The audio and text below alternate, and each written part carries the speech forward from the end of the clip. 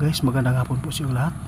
Narito tayo. Subukan po natin tawagin ang ating kaibigan na Duwende kasi marami po nagpatanong tungkol po sa balita ngayon na si Senator Rodante Marcolita ay muntikan daw maambos. Anong ibig sabihin nito? Bakit muntikan lang? No? Pero ito lang po ang masabi ko. Kung ano man po ang tulong ng ating kaibigan, kung bigyan po nila ng protekta yung senador na si Marcolita, sana makapag si kaibigan dito makapagbigay sa atin ng suggest kung ano po ang dapat gawin.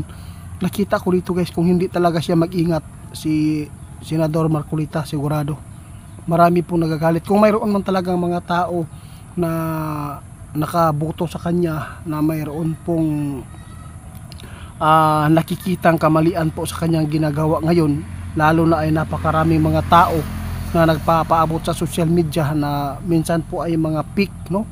Mga fake news. Kasi sabi ng iba, sali po daw ito sa pira kaya diskaya. Ako, never po ako mag-judge muna dito. Hihintay lang natin guys kung ano po ang resulta ng kanyang upo ngayon sa Senado, ha?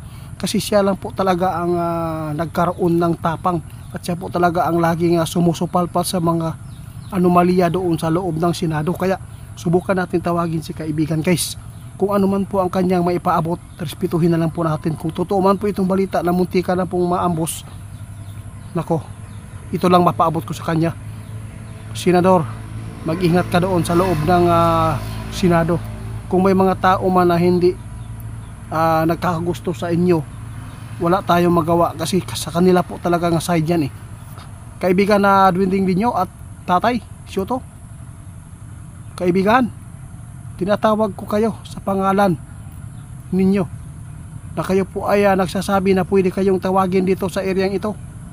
Gusto kong malaman po at maipaabot at matanong ko kayo kaibigan kung totoo po ba itong balita ngayon na muntika na pong maambos si Senador.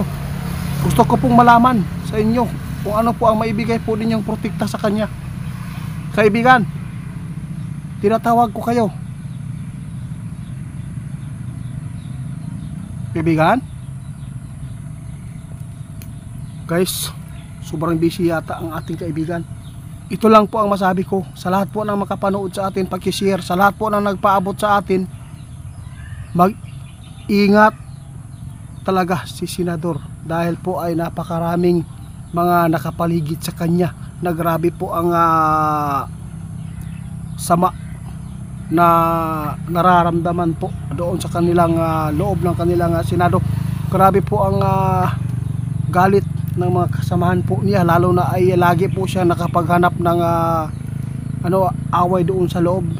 Tulfo, Soto, Lacson, Rimulya. Kaya dapat po talaga siya mag-ingat. Hindi po niya alam, no, na baka mayroon ng sa kanyang buhay, no? Hindi po natin alam. Ito lang mapaabot namin na Senador, pag-ingat po lagi kayo. Kung sino man po ang mga tao dyan na ayaw po sa pamumuno ni Rodante Marcolita, no, wala tayong magawa kung yun po ang nakita. Kasi marami po mga fake news po ngayon na lumalabas na siya po ay tumatanggap daw sa pira doon kiris. Kaya never po muna tayo mag-judge muna. Hihintayin po natin ang tamang panahon kasi hindi naman po maitago talaga yan kung mayroon talaga siyang kamalian dito. Sa lahat ng makapanood sa atin, ito lang po ang tandaan natin. Ipanalangin po natin ang mga taong nakikipaglaban po sa katarungan dito sa ating bayan. Kaya hihintayin muna natin sa kaibigan. Ito lang po ang aking maipaabot sa mga nagpaabot sa atin at nagpatanong. Ito lang po ang aking masabi sa inyo. Huwag po kayong maniniwala agad kung ano man po ang naka-post sa social media dahil napakarami po ngayon, no, makapagkuha lang ng views, mga content creator na gumagawa ng hindi maganda para lang ay kumikita sa pamamaraan na ikakasira at ikakagulat ng mga taong nakapanood sa social media. Yun lang po, kasi marami po talaga ngayon na mga tao. Yung iba ay gumagawa ng kasamaan nga pumapatay ng tao, lalo na kung sa social media ka, yun lang ang magagawa na. Hindi naman po talaga yan na sobrang malaking kasalanan, hindi naman, mga fake news lang po ang kanilang ipinalabas. Kaya dapat natin po ngayon na hindi agad tayo maniwala. Gawas kung maipaabot man ito sa GMA o ABS-CBN, kung may mga balita, doon po tayo magpapanik na, no? Sa lahat ng mga taong bayan dyan na kumukulo naman ang inyong dugo dahil sa nangyayari po dito sa ating bayan na wala po talagang resulta, tapos sinunog pa o nasunog ba ang opisina daw ng DPWH. Alam po niyo guys, bakit po ngayon lang nasunog yan? Mula nang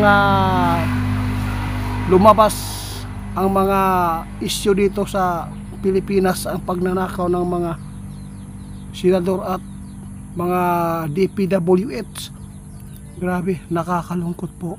Kaya ito lang ang masabi ko, wala man si kaibigan ngayon, sana po ay ma-share pa rin ninyo ang aking video.